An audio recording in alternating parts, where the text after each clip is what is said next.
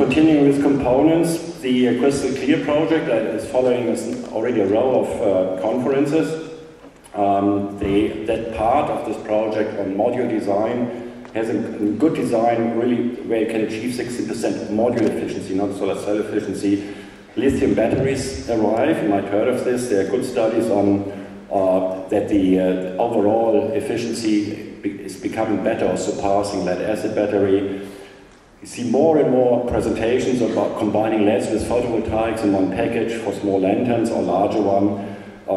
The European Performance Project had a number of presentations. Certain parts of this I hope we see at some point results next year. Okay, and finally, PV systems. I mentioned already LED PV and the accumulators. Rural electrification, there seems to be still a quality assurance issue. So it's still a long way to go that we can ensure that this technology delivers also in other conditions.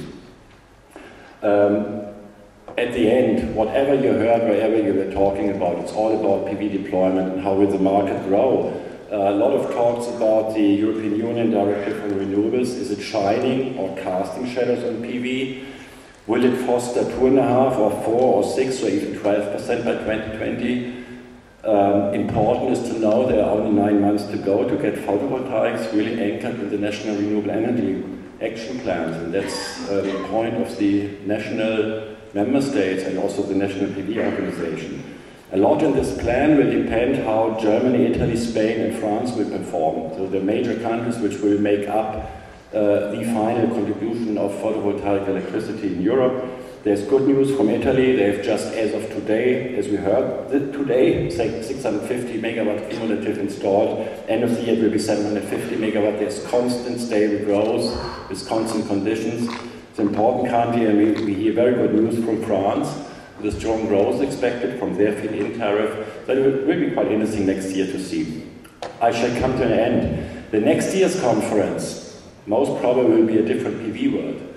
And because there are a lot of unknowns which we discussed during this conference, which will be then known, like is there an end of the financial crisis, what will be these renewable action plans do when the member states deliver it for PV. A new government in Germany, I have to say that it's certainly a very important factor in PV development. What's happening in the United States, we heard very interesting presentations, but we have to see whether within 1 year it materializes really for PV industry.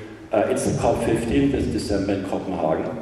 It certainly influences climate change policies of all countries around the world. And what's the future of feed-in tariffs, in which way they develop, and in which way they can increase or decrease our deployment. I had a last slide which disappeared somehow in the universe of electronics and file servers and memory sticks.